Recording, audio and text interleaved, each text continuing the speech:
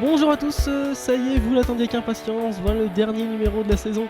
Après 7 heures passées avec nous, vous pourrez enfin profiter de vos vacances pleinement, sans avoir le stress d'attendre votre podcast préféré, ou d'être obligé d'aller voir la merdasse qui sort dans les salles obscures en ce moment, juste pour être à jour et pas vous faire spoiler. Vous l'aurez compris, vous êtes bien dans le podcast qui attend le mois d'août pour prendre une pause, et qui part de l'actualité du cinéma vu par le scénariste. Bienvenue dans C'est quoi le pitch, épisode 31. Aujourd'hui un programme idéal pour ne pas aller au cinéma et profiter du soleil, puisque nous parlons de l'abominable Crawl, du plus que soporifique The Operative et du gentiment ennuyeux Les Faussaires de Manhattan. C'est Guillaume au micro, et pour parler de tous ces films, j'ai autour de moi ma petite équipe qui est du genre à rester jusqu'à la fin des cours, comme à l'époque au collège, où après le dernier conseil de classe, on savait pas trop pourquoi on venait, alors on jouait à puissance 4 en attendant la fin. J'ai nommé Armand et Fiona au courrier des lecteurs. Aujourd'hui, nous avons enfin reçu un mail, j'étais inquiet après plusieurs semaines de silence. Un mail donc de Apple Podcast qui nous dit, je cite, « Désormais, vous pouvez mettre à jour manuellement vos flux RSS. » Eh bien, merci à toi pour ce message. Et si vous voulez faire comme ce cher donnotreply@applepodcast.com, vous pouvez nous écrire sur le Facebook de C'est quoi le pitch. Avant de commencer, on vous rappelle que ce podcast est 100% spoil et que chaque intervenant ayant le malheur de dire le mot truc entendra cette sonnerie et se verra retirer la parole immédiatement. Armand, comme ça fait longtemps, t'as le droit à un joker. C'est sympa quand même. On commence avec The Operative, écrit par Yuval Hadler, et c'est Armand qui nous le pitch. Alors, c'est un thriller d'espionnage. Ça se passe à la fin des années 2000, alors que le monde craint que l'Iran ne se dote de l'arme atomique. Excusez-moi, je reviens. Voilà. Oui. Donc, Thomas, qui est joué par Martin Freeman, ex-officier du Mossad, le service de renseignement israélien, est contacté par Rachel, une de ses anciens agents, après plusieurs années de silence radio. L'espionne trilingue, anglais, allemand, français, mais pas hébreu, qu'il avait envoyé s'infiltrer en Iran, avait brutalement disparu sans laisser de traces. Elle refait surface aujourd'hui avec un mystérieux message « Mon père est mort, encore une fois ». Thomas est ramené de force au Mossad qui compte bien découvrir comment Rachel avait échappé à leur surveillance et surtout dans quel but. Pas question de laisser dans la nature cette espionne incontrôlable en possession d'informations sensibles sur les opérations israéliennes en Iran. En interrogeant Thomas, le Mossad découvre qu'il était devenu beaucoup trop proche de son espionne et qu'il couvrait ses dérapages même lorsqu'elle démarrait une liaison avec Farhad, le chef d'entreprise qu'elle était censée contrôler. Voilà, donc globalement j'ai trouvé ce film, c'est pas un mauvais film, je trouvais que ce film n'avait pas un grand intérêt.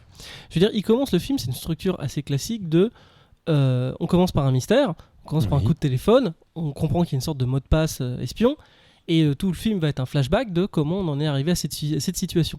Et vraiment on nous met un enjeu, sur un espèce de système, on dit attention, il s'est vraiment passé quelque chose de grave, elle était ingérable, elle était dangereuse, et on voit Martin Freeman qui prend des dossiers en disant attention, cette fille est dangereuse, elle fait n'importe quoi. Donc moi je m'attendais à quelque chose d'assez fort et pas forcément incroyable, mais d'assez dangereux. Oui. Concrètement, qu'est-ce qu'elle a fait ? Un peu foufou. Elle a couché avec sa cible. Ce qui est un peu ce que James Bond fait à peu près dans chacun de ses films, déjà pour commencer. Et puis, je sais pas ce que t'en as pensé toi Armand, mais qu'est-ce qu'elle a fait de si grave que ça pour être qualifiée de ultra dangereuse?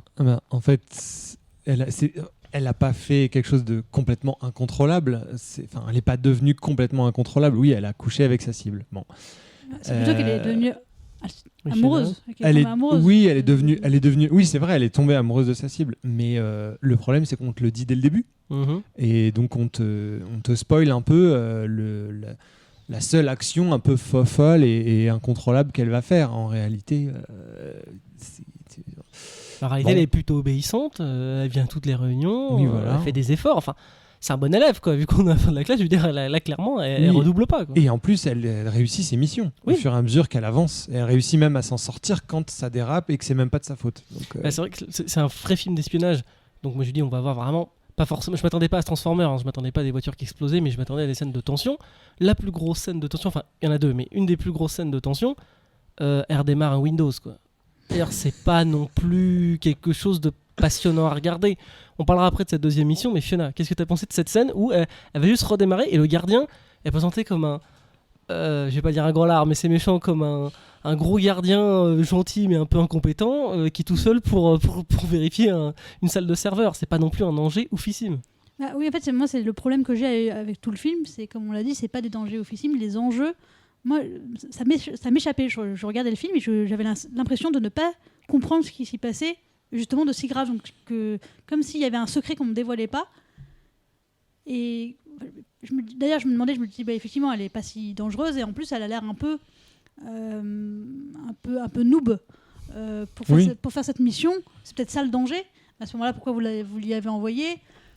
En fait, surtout qu'elle ne parle aucune des deux langues les plus importantes. Ouais, ça c'est un énorme problème. Elle parle pas la langue de ses patrons et elle parle pas la langue du pays qu'elle a infiltré, ce qui est quand même un peu spécial. En fait, à chaque fois, je me disais, mais bon, on voit la première mission. À un moment, je me suis dit, est-ce que ce film, c'est la première mission d'un agent infiltré? Et donc, comment il gère le stress, ne serait-ce que quand elle voit un moment les flics en bas et elle va se cacher chez sa voisine, enfin, le prétexte d'aller prendre le thé chez sa voisine parce qu'elle a peur qu'on vienne chez elle. En fait, je me disais, mais elle est un peu nulle. Enfin, j'ai l'impression qu'elle arrive très bien à gérer. Au début, après, elle devient meilleure. Elle devient meilleure, oui. Donc, je me suis dit, c'est ça un peu le film. Mais dans ces cas-là, c'est pas vraiment. Mais en même temps, c'est pas ça le film. C'est pas. Donc, je savais pas ce qu'on me racontait et je me suis profondément ennuyée. Alors que j'adore. Parce qu'en fait, on t'a pas donné, on t'a pas posé un vrai objectif. En fait, exactement. J'étais on perdue. t'a pas dit. En fait, on t'a pas posé les enjeux. On t'a dit, ok, elle doit infiltrer ça, mais on t'a pas dit précisément comment ça s'incarne, comment elle doit infiltrer. C'est quoi le but exact. Donc, tu découvres un peu les buts au fur et à mesure. Tu découvres un peu les difficultés aussi au fur et à mesure. Et surtout, on t'a pas posé l'enjeu. On te dit pas que le but du jeu, c'est que l'arme atomique ne tombe pas entre de mauvaises mains. Comme ça, on te le montre jamais. Ils le disent au bout d'un moment. Ils le disent, mais c'est effectivement, en fait, comme c'est dit et pas montré, tu le ressens pas. J'étais perdue. Je savais pas ce qu'elle devait faire. Du coup, je savais pas si sa mission se passait bien ou pas. Oui. Ce qui était un peu emmerdant. Et même en fait, à la fin, au début, qui est la fin, l'enjeu final, c'est de retrouver où est Rachel et pourquoi elle a dit mon père est mort une deuxième fois, qui est un nom de code, mais en fait là est utilisé, je pense, pour de vrai. Son père est vraiment mort, il me semble. En fait, elle utilise ce code parce que c'était le code qui l'a séparée de l'homme qu'elle aimait. À la fin, quand elle dit je crois qu'elle est en mission avec le mec, et puis il dit vous allez dans le restaurant, tu vas le faire parler. Et finalement, Martin Freeman l'appelle en disant mon père est mort, qui est le code de on va venir le choper. Donc ça, elle n'a pas supporté, donc elle utilise ce code une deuxième fois pour dire en gros je vais me venger. Ah bon? Voilà, moi c'est ça que j'ai compris, Armand. C'est ça que j'ai compris aussi, mais. Voilà. Moi j'étais perdue. Vraiment, j'étais perdue. J'avoue que comme en fait c'est un peu chronique. Mais chronique, mais il n'y a pas de thème, il n'y a pas d'unification de thème, à part que peut-être c'est quelque chose qui est rebattu dans les films d'espionnage qui est toujours passionnant, mais là je trouve que c'est pas exploité à fond. C'est à quel point le fait de se lier aux gens que tu dois espionner va commencer à déborder en fait sur ton travail, et comment tu peux te lier d'amitié et tomber amoureux. Et du coup passer dans l'autre camp ou alors te tromper quoi. Mais c'est pas exploité à fond. Je trouve que c'est pas exploité parce que même elle en empêche elle empêche Farhad elle essaie d'empêcher Farhad de se lier avec les propositions du Mossad pour le protéger, mais c'est à peu près tout. Jusque là elle faisait tout ce que le Mossad disait, et en fait je ne comprends pas surtout l'enjeu dans cette pièce qui est tout le film en fait, et l'interrogatoire de Thomas avec les autres équipiers du Mossad. Je ne comprends pas l'enjeu de retrouver Rachel. Si, parce qu'elle a malheureusement en fait ils le disent beaucoup trop tard. C'est-à-dire que ils ont même l'air de découvrir pourquoi. En fait, ils veulent pas qu'il y ait un agent qui soit hors de leur contrôle. Déjà, ça ils détestent. Okay, oui. Et en plus de ça, elle a des informations sensibles justement sur l'armement iranien et sur comment le Mossad opérait au sein de Téhéran, dans Téhéran. Donc elle a des infos sensibles et elle pourrait les révéler. Donc ils veulent pas qu'elle soit dans la nature. Ils veulent remettre le grappin dessus. Mais on te le dit à la fin. Je trouve qu'on ne sent pas la menace. On te le dit beaucoup trop tard. Et on la voit pas non plus elle agir en attendant. En fait, du coup, pour moi, tout est resté très, très en l'air. Ouais. Et effectivement, c'était un peu chronique. Et malheureusement, je restais très à distance aussi des personnages. Pourtant, j'aime beaucoup ces acteurs tous. C'est très bien joué en plus. C'est très bien joué, je les aime vraiment bien tous. Mais je me disais vraiment, si elle faisait tuer, j'en aurais rien à cirer, quoi. J'étais pas du tout attachée à elle, quoi. J'étais pas attachée à elle, j'étais attachée à personne. Donc j'étais un peu embêtée et je trouve que ça faisait un petit peu. Moi, je me suis attaché, mais je me rends compte qu'avec les enjeux qu'ils avaient à disposition, ils auraient pu nous donner beaucoup plus d'émotions avec ce personnage, nous donner l'impression de beaucoup plus de danger. Surtout qu'il y a des scènes de tension. Il y a cette scène dans l'ascenseur où bien. où elle est face. Mais c'est pas mal, mais en fait, limite, ils auraient pu pousser encore plus. Ils auraient pu nous dire, ils auraient pu nous expliquer exactement ce qui allait se passer, parce que tu ne sais pas que quand les portes vont s'ouvrir, t'as un type qui va ouvrir son sac, sortir un flingue et tuer le gars. Comme tu ne sais pas ce qui va se passer, tu ne sais pas tu ne sais pas à quel point ça dérape. Alors, Et du coup, quand ça dérape, tu te dis ah bon. Alors que si tu savais exactement ce qui allait se passer, quand tu vois que ça dérape, tu te dis oh. Effectivement, quand la nana monte dans l'ascenseur, t'as un petit sous-entendu de dire où elle essaie de la faire sortir.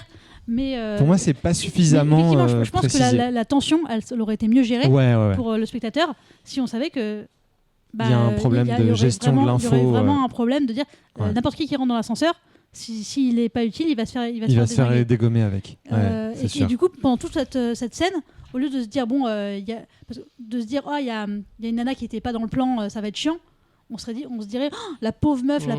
Oui, voilà, c'est ça. C'est pas du tout la même gestion d'émotion, quoi.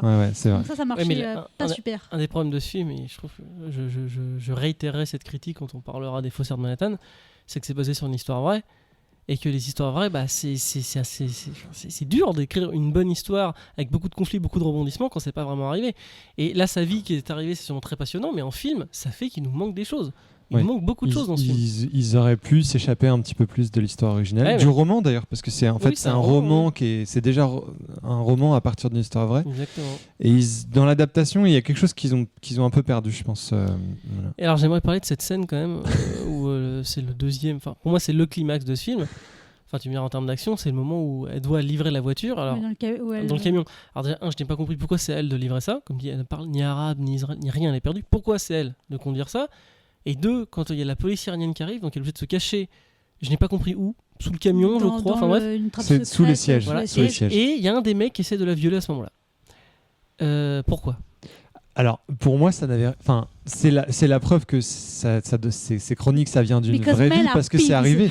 C'est parce que c'est probablement arrivé pour de vrai. Et ce qui est dommage, c'est que cette scène, en fait, elle est révoltante. Donc, en fait, elle te procure beaucoup d'émotions, parce que tu te dis, mais quelle espèce de connard. Ah non, c'est pas ça que je me dis. Le danger. Ah, moi, je me suis utiliser sa peur d'être découverte pour la violer. Ah non, mais je me suis dit sans qu'elle dise rien. Mais non, je me suis dit, mais qu'il est con. Je veux dire, il prend un risque énorme qu'elle hurle et qu'il se fasse choper par la police iranienne. Il prend un risque énorme. Débile, mais le fait est que certainement, si elle le raconte, c'est que c'est arrivé. Il y a des gens qui sont capables de faire ce genre Ah oui, non, ça d'ignominie. Je doute pas de la véracité. Ah oui, non, je doute pas non plus.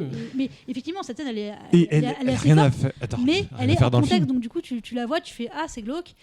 Et puis il n'y a pas de conséquences à ça. Mais surtout après, quand une fois. C'est très dans l'air. Comme tu dis qu'il n'y a pas de conséquences, il s'arrête la voiture, le mec il l'a violé, il marche. Et puis il s'en va. Et puis il dit ok, c'est bon. J'ai envie qu'elle le poursuive et qu'elle le renverse. Et j'étais persuadé, justement, elle prend la voiture, je me suis dit ok, là on va tomber sur quelque chose d'intéressant. Elle va aller buter un mec qui était utile pour soit l'armée iranienne ou quelque chose comme ça. Non, elle prend sa voiture et là je trouve que le film prend un virage.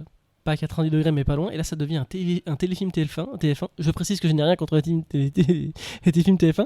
C'est une espèce de menace de viol, et après elle a un accident mais ridicule où il y a un camion qui fonce dessus, et puis elle pleure, elle chouine, mais ça devient... à partir de ce moment-là... Ils sont probablement pas assez éloignés de ce qui s'est passé pour de vrai. C'est vraiment, ça a été un énorme problème, mais j'ai l'impression que c'est quelque chose qu'on dit de récurrent dans ce film. On parlait de ça aussi dans ce film, tu te rappelles, avec le garçon qui va dans un centre pour homosexuels, Boys Erased, voilà. Là où pareil, je trouve qu'ils n'avaient pas pris le bon personnage parce qu'ils adaptaient un bouquin. Les Faussaires de Manhattan, on en reparlera, c'est le problème, c'est le bouquin. Là, le problème, c'est le bouquin. Ça aurait pu donner une histoire intéressante pour les histoires d'espionnage, j'aime beaucoup ça. Celle-là est pas intéressante. Non, mais comme on dit, il y a peut-être aussi un problème. Je trouve que quand on en parle, c'est plus intéressant que ce que j'ai vu. Je comprends déjà mieux ce que j'ai vu en parlant avec vous, parce que vraiment je pense qu'il y a un problème aussi de traitement de l'information, comme on l'a dit. On nous donne pas cette clé en disant ouais, c'est mystérieux, c'est super, ouais, mais en même temps du coup nous on ressent rien, donc personnellement j'étais très très perdue et je luttais contre le sommeil. J'ai vraiment lutté. Moi, je me suis endormi 3 fois au début. Moi qui suis impitoyable, pour une fois, j'ai pas été spécialement endormi. Mais alors attends, question. Alors, est-ce que tu as compris pourquoi c'était elle de conduire la voiture? Je pense que tout simplement, c'était quelqu'un on va dire, de jetable. Ah. C'est-à-dire qu'à ce moment-là, non, justement, il commençait à vouloir s'en débarrasser. Ah. Mais même il y a une scène qu'on voit 2 fois, d'ailleurs, sur est-ce que tu essaies de me débarquer?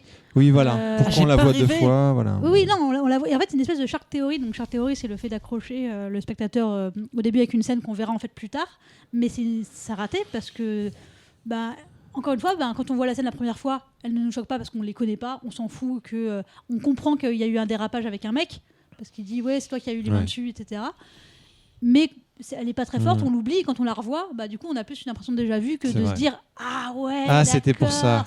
Tu sais que j'ai cru que ça fonctionne pas, quoi. Parce que je me suis endormi 3 fois dans ce film, et j'ai cru qu'en fait je me suis dit ah en fait ça me dit quelque chose cette scène, j'ai dû la voir dans la bande-annonce, alors qu'en fait non, c'est au début du film.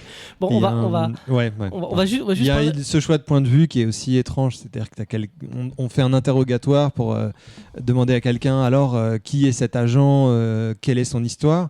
Et donc, tu as Martin Freeman qui te raconte tout, sauf que c'est pas raconté de son point de vue à lui. En plus, donc, c'est un peu étrange ce choix de point de vue. Après, je trouve que c'est un peu drôle aussi d'avoir l'explication qu'ils t'ont donnée pour que Martin Freeman ne parle pas hébreu, mais le comprenne. Où il dit non, mais je peux le parler, mais on se moque de moi avec mon accent. On se moque de moi, Du coup, on parle en hébreu, mais je réponds en anglais. Pourquoi à ce moment-là, allez au bout et prenez. Mais dans les points positifs, c'est peut-être la transition que tu cherchais, Guillaume, parce qu'il faut je voulais pas avance. C'est que en fait les dialogues sonnent très très justes, je trouve. Les dialogues sont plutôt très très bons. Ça c'est pas du scénario, mais je trouve ça extraordinairement bien joué. Je trouve que Yann, la manière de la manière de montrer l'espionnage et spécifiquement les méthodes du Mossad, je trouvais que ça sonnait juste. Et dans un film d'espionnage, c'est suffisamment rare pour être apprécié. J'espère qu'ils sont plus efficaces que ça, mais j'aimerais juste parler de la toute dernière scène où ils essayent de faire un peu d'action. Donc du coup, en gros, elle fait chanter le Mossad, qui dit voilà, je veux partir, moi et mon mec, ils vont nous laisser tranquilles. Le Mossad dit non, très justement. Ils vont pas se laisser faire. Et ça finit qu'elle se fait poursuivre par des agents et Thomas essaie de la protège. Mais enfin bon, on sait très bien qu'elle va se faire choper et qu'elle va mourir, quoi. J'ai trouvé cette fin nanardesque au possible. Pas nanardesque, mais en tout cas tout à fait insatisfaisante. Oui. Parce que ça s'arrête, tu sais pas si elle va être attrapée ou pas, tu te doutes que oui ou... si elle a écrit un surtout bouquin, à quoi bon, pourquoi terminer là? Oui, pourquoi terminer ça termine sur un grand d'accord, pourquoi pas. C'est pas terrible quand on s'arrête dans un film en disant ah c'est fini. Ouais, c'est ça. C'est pas j'étais quand même content que ça soit fini. Oui, moi aussi. Bon, allez. Mais ils auraient dû couper plus de choses. Il y a un dernier mot, Fiona. Non, mais du coup, c'est à charge contre le Mossad. Ce qui est cool au moins, c'est que c'est un Israélien qui l'a fait, ce film.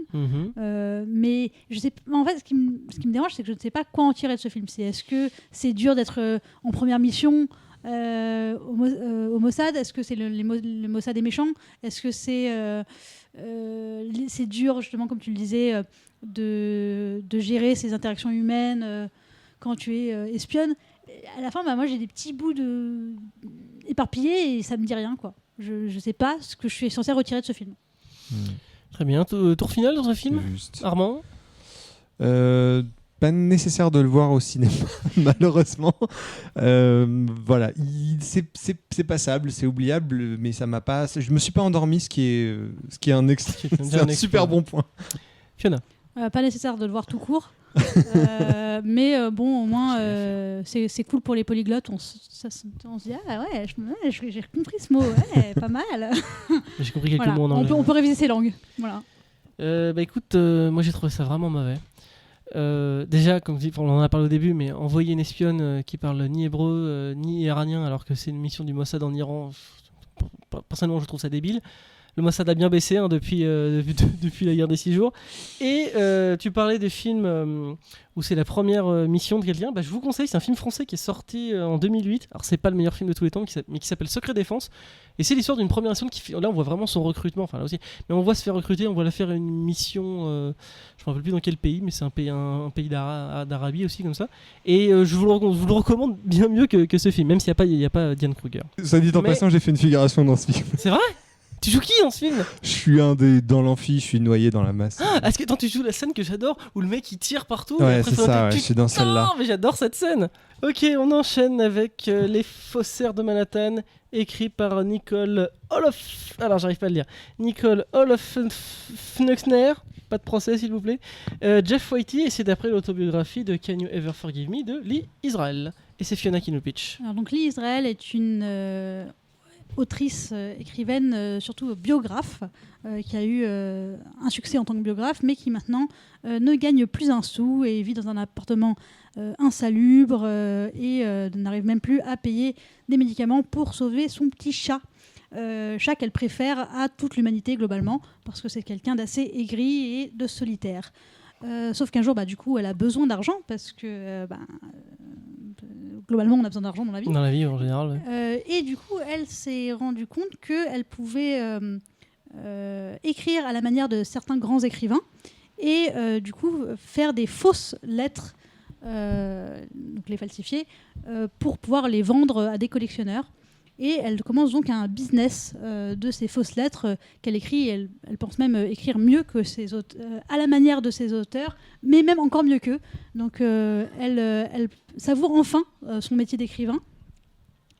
Sauf que bien sûr, la justice, le FBI la rattrape et ça se finit pas terrible pour elle.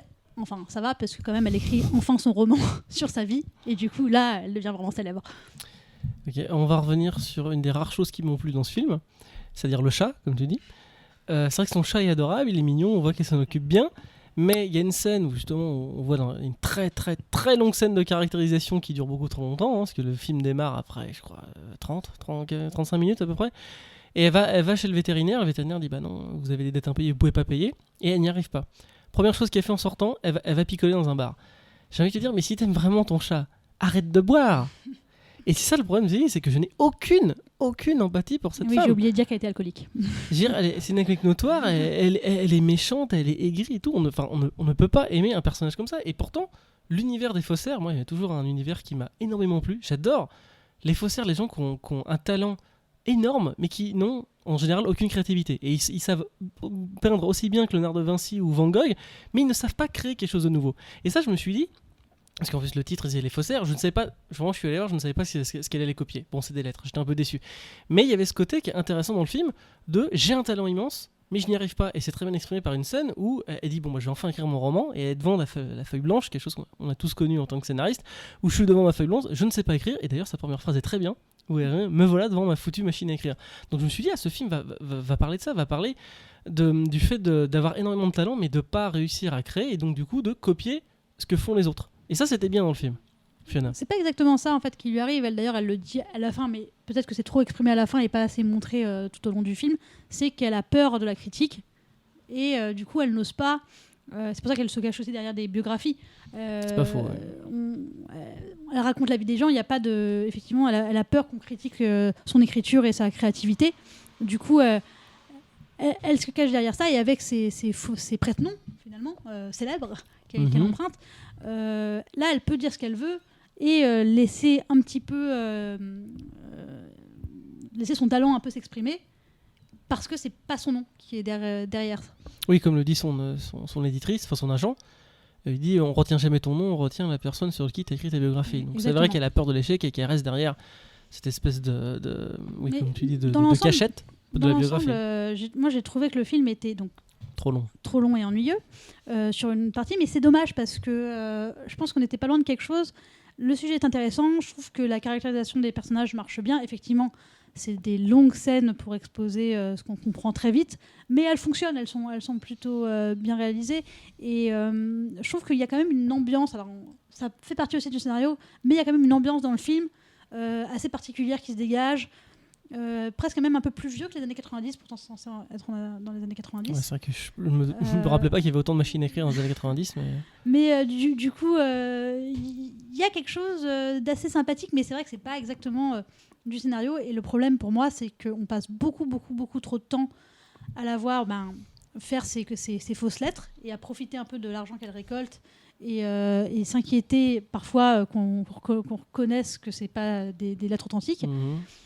Mais du coup, le moment où on arrive enfin à... Il y a une investigation, il arrive... on est à 20 minutes de la fin du film. Ouais, 30 minutes avant la fin du film, et c'est un peu long, parce que voilà, on a un peu ramé jusque-là, et on s'est un peu ennuyé depuis. C'est un des gros problèmes de ce film, c'est le manque de conflit. Je veux dire, au début, elle a énormément de problèmes de fric, on nous signale vraiment beaucoup. Ensuite, elle commence à faire ses lettres, et les premiers problèmes arrivent 20 minutes avant la fin. Je veux dire, en termes de scénario, et là, comme je le disais tout à l'heure, ce qui a plombé ce film, c'est encore une adaptation d'un bouquin. Et le problème, c'est qu'ils ont voulu rester fidèles au bouquin. Je crois qu'elle est morte, hein, Liz. Je crois qu'il y a des cartons à la fin. Oui, elle est morte en 2014. C'est ça, elle est morte en 2014. Donc du coup, ils se sont dit, oh là, on va respecter sa mémoire, on va pas copier sa vie.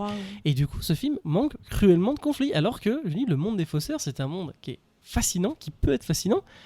Et encore une fois, je me répète, mais je trouve que la vraie vie, c'est chiant en fait. On apprend en termes de scénario que soit la vraie vie c'est chiant, soit la vraie vie c'est pas crédible. Des fois il se passe des choses tellement énormes qu'on se dit ça pourrait pas passer au cinéma. Bah là ils ont pas réussi à trouver le juste milieu et on s'ennuie. Je vais pas dire mortellement, mais on s'ennuie beaucoup. Je veux dire, il y a quelqu'un qui a quitté la salle, on allait le voir ensemble tout à l'heure. Moi j'ai ébahi un nombre je me suis pas endormi. J'ai regardé ma montre souvent. Mais c'est dommage parce que ce film avait un vrai potentiel. Oui, je suis d'accord. Et mais c'est vrai que par exemple, ça se voit avec le personnage de Anna. C'est qui Anna déjà ? C'est celle à qui elle vend ses premières lettres. Ah, la bibliothécaire. Avec qui elle a un peu un rencard, etc. Moi j'y crois pas. Moi, ça. Oui, parce que toi tu dis ça parce que Melissa McCarthy elle est pas terrible quoi. Oui, mais que l'autre elle est quand même pas mal. Quoi. Oui, mais bon, on sait pas, elle est aussi attirée par les écrivains. Mais donc, elles ont 20 ans d'écart. Bon, peu importe. Moi je veux bien y croire, mais je trouve que ce personnage du coup est sous-exploité parce que ça aurait été peut-être plus intéressant que ce soit la première, elle, à douter de l'authenticité des lettres et d'être dans le secret et de se dire est-ce que je vais la dénoncer, en même temps elle m'arnaque mais je l'aime bien. Enfin, je pense que là avec ce personnage là il y avait plus d'enjeux et de dramatisation à jouer, mais effectivement comme ça s'est sûrement pas passé comme ça dans la vraie vie, ils osent pas faire ils osent pas prendre des paris un peu plus risqués. Après moi toi je crois que tu l'as pas aimé, mais moi j'ai bien aimé le personnage de l'ami homosexuel. J'ai trouvé extrêmement cliché. Oui, il était cliché, mais les clichés existent pour une raison, il y a des gens comme ça, hein, tout simplement. Oui. Donc moi, j'y croyais à ce mec-là et je trouvais que leur relation était assez sympathique. Ça marche bien. En fait, j'ai pas grand-chose à reprocher au film. Toutes les scènes fonctionnent, mais c'est trop long et il y a un mauvais choix de découpage et de montage et de conflit. Bon, je vais quand même revenir sur un point positif de ce film. J'ai trouvé la montée de comment elle part d'une autrice qui est en galère, qui marche pas, à devenir une faussaire, vraiment qui fait ça quasiment de façon professionnelle. J'ai trouvé la montée graduelle vraiment très très bien faite. C'est-à-dire que ça commence par un tout petit, elle retrouve une lettre qu'elle a vraiment chez elle et elle rajoute juste un post-scriptum. Non, elle l'a pas chez elle, elle la pique dans un bouquin qu'elle trouve à la... qui tombe par hasard, oui c'est ça. Elle fait des recherches, elle tombe par hasard sur une vraie lettre. Et puis elle rajoute un post-scriptum. Et la libraire qui est vend fait le post-scriptum, c'est vraiment ça qui fait la différence. Et là, elle se rend compte qu'elle va pouvoir exprimer son talent. Effectivement, dans les lettres ont de la valeur, donc selon qui est l'auteur qui les a écrites, mais aussi pour le contenu. Si c'est une lettre qui dit juste merci pour le dîner, c'était formidable. Si c'est une liste de courses, ça vaut rien. Ça vaut $30, alors que si il y a as-tu vu le nez de machin qui on dirait qui ressemble à une patate ou je sais pas quoi, ça devient un peu plus juteux et ça se vend plus cher. Et c'est finalement ça qui l'a fait tomber, puisque elle écrit une lettre à la place d'un auteur qui est homosexuel, je crois, et quelqu'un qui connaît bien l'auteur a dit non mais jamais il aurait osé aussi ouvert sur son homosexualité parce que c'était extrêmement répréhensible à l'époque et il aurait jamais pris ce risque. Et c'est comme ça qu'elle tombe. Donc elle se fait piéger par ce qui lui avait apporté succès. Donc, par son propre contenu. Donc scénaristiquement, ça, on va dire que ça marche quoi. Ok, tour final sur ce film, Fiona. Moi je trouve que c'est intéressant. Après, c'est un peu long quand même. Hein. C'est un peu. Si le sujet vous intéresse, si aussi il faut dire que moi les noms de la littérature, là dans quel site je les connais pas. Honnêtement, je ne connaissais qu'un ou deux. C'est Dorothy Parker qu'on parle beaucoup. J'avoue que moi je connais pas. J'ai peut-être déjà entendu le nom, mais j'ai jamais lu. Du coup, peut-être qu'il y a un petit sel qu'on peut avoir si on connaît les auteurs et qu'on connaît un peu leur façon d'écrire. Quand on les connaît pas, on reste un petit peu sur sa faim et on s'ennuie un peu. C'est un peu long. Moi je dis c'est le film parfait à regarder en accéléré, mais vraiment, parce que c'est pas si mauvais que ça, mais c'est trop long. Et le titre original est Can You Ever Forgive Me ? Oui, qui est beaucoup mieux. Eh bien non. Voilà. On termine avec Crawl, écrit par Michael Ramundsen et Sean Ramundsen. Je crois qu'ils sont frères, mais j'ai pas eu le courage d'aller chercher. Et alors c'est moi qui vais le pitcher, je vais faire ça très vite. C'est l'histoire de Hayley, qui est une nageuse peut-être en devenir, mais pour l'instant elle n'arrive pas à progresser. Et puis il y a un énorme ouragan qui s'abat sur la Floride et son papa répond pas. Alors n'écoutant que son courage, elle va le chercher en voiture et elle le découvre dans sa cave. Il est en train de faire une petite réparation et il s'est fait mordre par un alligator. Et du coup elle l'aide, sauf que les alligators qui sont dans la cave, il y a l'ouragan, personne ne peut les aider et ils sont coincés. Voilà. Fiona. C'est un film d'horreur. je dirais, je sais pas, de thriller. C'est un mélange entre un film d'horreur et un film qui n'a catastrophe. pas grand intérêt à mes yeux. Dans l'idée, c'est Garo Croco, quoi. Voilà. La morale de ce film, c'est ne faites pas à Miami avec des crocodiles. Ouais, c'est un peu ça, quoi. On se dit, bon, bah, on se coince, il y a des crocodiles. Alors, je crois que c'est des alligators. Oui, c'est vrai, c'est Ouais. des alligators. Tu Ouais. connais la différence entre des crocodiles et des alligators? Non, dis-moi, Guillaume. C'est quasiment la même chose. Karim Debache. J'ai vraiment cru jusqu'à la fin que t'en avais une autre, mais non, c'était celle-là. Exactement ça. Waouh. C'est Karim Debache, si tu m'écoutes, elle est pour toi. En tout cas, Garo Croco, j'adore ce titre, je le retiendrai à tout jamais. Ah bah, Ils auraient écoute, pu- ils auraient pu le c'est- mettre. c'est un peu ça le film, quoi. Je pense qu'ils s'est juste dit, ça serait génial de voir. C'est le dent de la mer, mais avec des alligators. Je trouve que non, en fait, voilà, dans le vrai problème que j'ai avec ce film. En dehors du fait que je suis pas du tout attachée aussi aux personnages et qu'ils auraient pu tous crever, j'en ai... ouais, peut-être que je manque de cœur. En fait, je pourrais voir tous les personnages mourir, j'en aurais rien à foutre. Ça, c'est la troisième fois de suite Ouais, que tu dis ça. Vraiment, non, c'est horrible. Mais là, je trouve qu'ils sont tellement idiots. C'est le choix de vraiment, je pense, si c'était un film interactif où tu as des choix à faire, si tu fais les pires choix à chaque fois, c'est ce film. C'est vrai qu'ils sont pas mal. Hein, mais attends, alors avant de lister, on va le faire un peu pour s'amuser, toutes les conneries qu'ils font, je vais dire que le setup est intéressant. C'est-à-dire que tu as le coup classique de la fille, le père. D'ailleurs, le père, j'ai l'impression que l'acteur il a 10 ans de plus qu'elle. Mais Oui. bon, on va rien dire. Ils sont coincés. Il y a les crocodiles. Il y a l'eau qui monte. Donc, il y a un time lock. Le setup est plutôt intéressant. Je veux dire, pourquoi pas? Je veux dire, ok, ça vole pas haut, mais c'est le film de ce genre. Je veux dire, pourquoi pas? Comme tu dis, après, ce problème, c'est qu'ils prennent décisions débiles après Mais débiles. sur le setup, juste aussi, Oui. effectivement, je suis d'accord, ça marche bien, ça fait peur. Et là où je les trouve assez. Merci Yara pour cette intervention. Là où je les trouve assez forts, c'est qu'à un moment ils voient, donc ils sont cachés, ils sont coincés dans la cave, et à un moment à l'extérieur, ils voient des gens sur un bateau qui pourraient peut-être les aider. Donc ils arrivent à leur faire signe avec une lampe torche. On se dit ça va peut-être être sauvé, mais en fait comme la ville est déjà inondée, ils sont sur leur petit bateau et ils se font tous bouffer avant même d'arriver par plein d'autres alligators qui sont dans la rue. Et du coup, tu te dis, ah ouais, en fait, même s'ils sortent de la cave, il n'y a pas d'issue. Enfin, là, tu sens vraiment le danger se resserrer et tu dis, même sortir de la cave n'est pas la solution pour s'en sortir. Donc, tu as un vrai sentiment d'oppression et de se dire qu'ils ne s'en sortiront jamais. Exactement.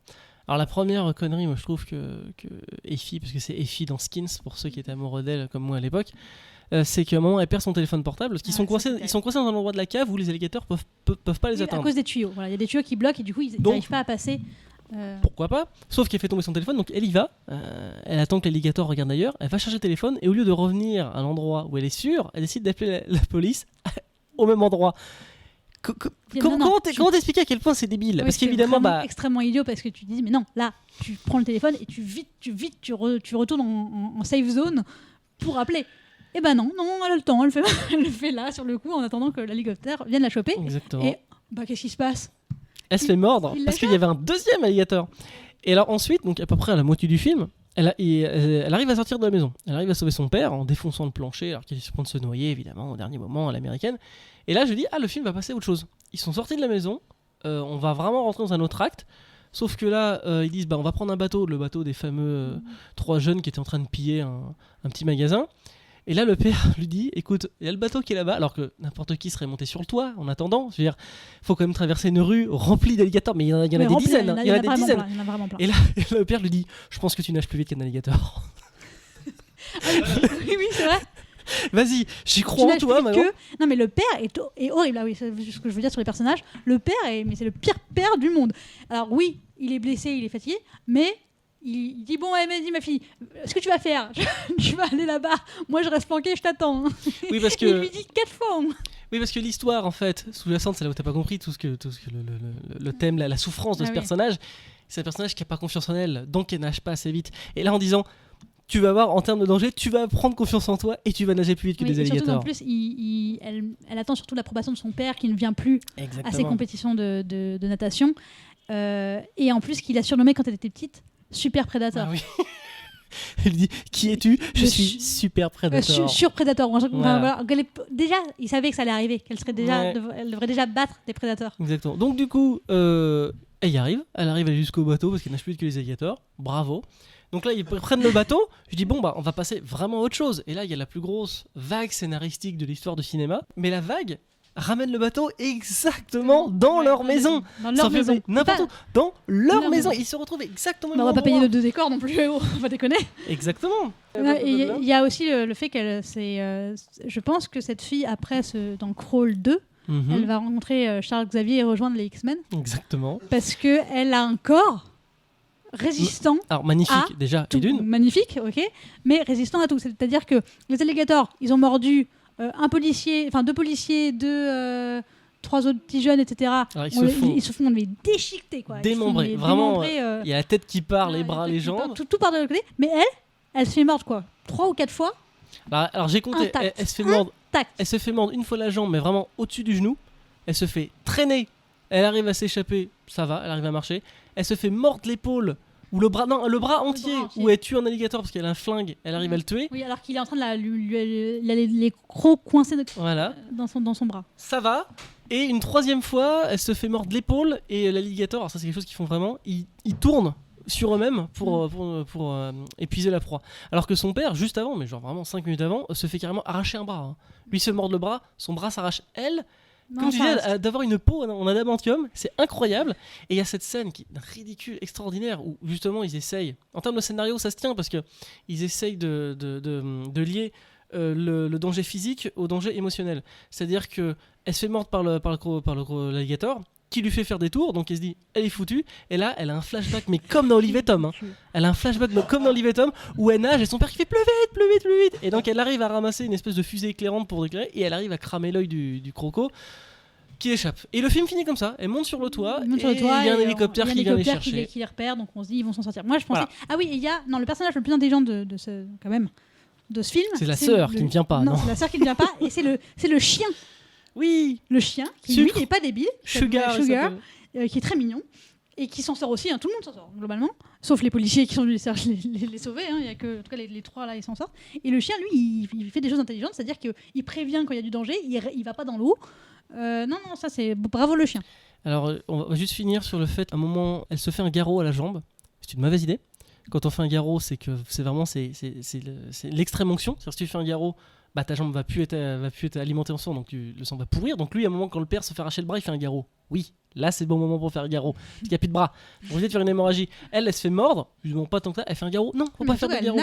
On dirait, alors je veux bien croire à l'adrénaline, Mais quand même. là, elle nage à la perfection, alors qu'elle avait quand même la jambe en sang déchiquetée, et c'était horrible. C'est ça. Et on avait un débat, parce qu'on l'a vu ensemble, et on se disait, est-ce que le père va survivre ? Et moi je te disais, il va survivre parce qu'il est trop blessé pour mourir. S'il était mort, ça serait devenu comique. Parce qu'au début, on arrive, il a la jambe pétée, il va avoir une fracture ouverte avec l'os, et puis alors il se l'armait avec une clé à molette en revenant. Ensuite, il se fait arracher le bras, il se fait un garrot. Je me suis dit, non, s'il meurt, ça sera trop. Et tu vois, j'avais raison, il s'en est sorti, quoi. On va arrêter là sur ce film. Tour final, Fiona. Je suis pas fan de ce genre de film de base, mais celui-là, en plus, me paraît réellement sans intérêt. Il y a quelques jumpscares et ça fait peur, les crocos. Voilà, quoi, gare aux crocos. Et par contre, mais aucun attachement au personnage, quoi. Aucun. Mais le pire en plus, c'est qu'il y a des moyens, ça fait pas cheap comme. Les alligators, ils sont bien faits, mais je trouve quand même on voit bien l'image Ouais, de mais synthèse. on sent qu'il y avait du pognon, toi. Il y a quand les digues explosent, vraiment. Tu vois, c'est pas Sharknado, quoi, avec la tornade remplie de requins, où tu vois effectivement. Là, il y avait comme du pognon. Je vois pas comment tu pourrais faire mieux que ce film. Tu pourrais sûrement faire mieux. Mais. Au niveau du scénario, tu peux faire mieux, hein, ça c'est sûr. Tu peux faire mieux. Et juste pour préciser une dernière chose, il y a un moment, un des flics qui arrive avec un bateau. Il a son moteur à hélice et quelque chose qui coince, et il descend et il essaye d'enlever les algues.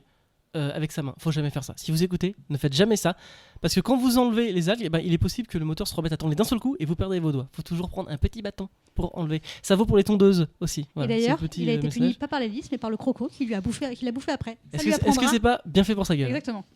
Ok, on s'arrête là, on passe aux recommandations de la semaine. Armand. Donc c'est un film qui a été traité dans le précédent podcast ou celui d'avant. Non, c'était Celui où, d'avant. Il y a 2-3 podcasts. Il y a 2-3 podcasts, pardon. Parasite, que oui, j'ai vu au cinéma et que je recommande de voir au cinéma parce que je crois qu'il est encore dans certaines salles. Encore, ouais. Qui est surprenant tout le temps, complètement fou. Pas parfait, mais vraiment passionnant. Jamais vu, à voir. Et d'ailleurs, t'en es où dans Parasite, Fiona ? Non, ça va, il est un peu remonté. Fiona.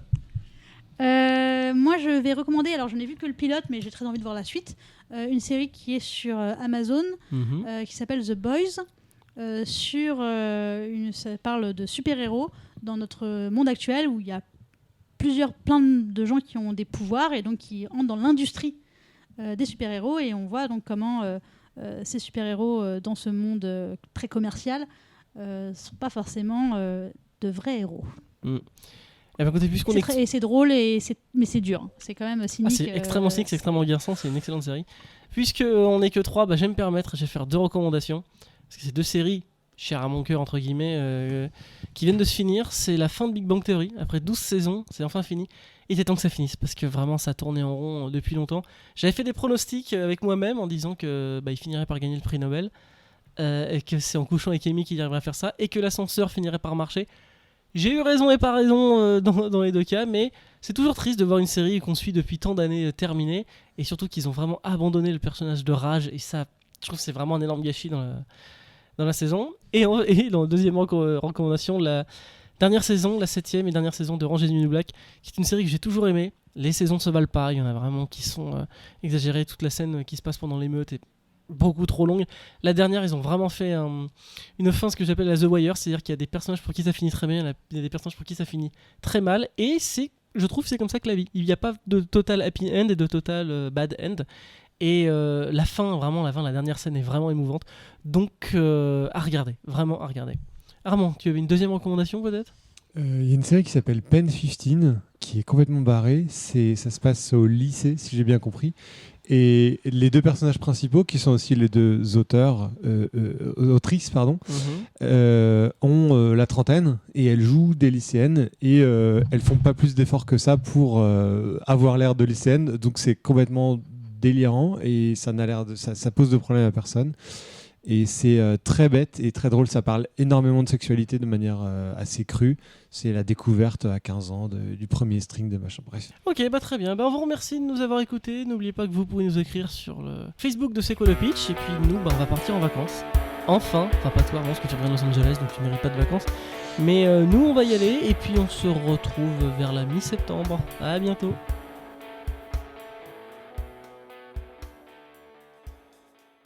Tu connais la différence entre un alligator et un crocodile ? Non. C'est quasiment la même chose.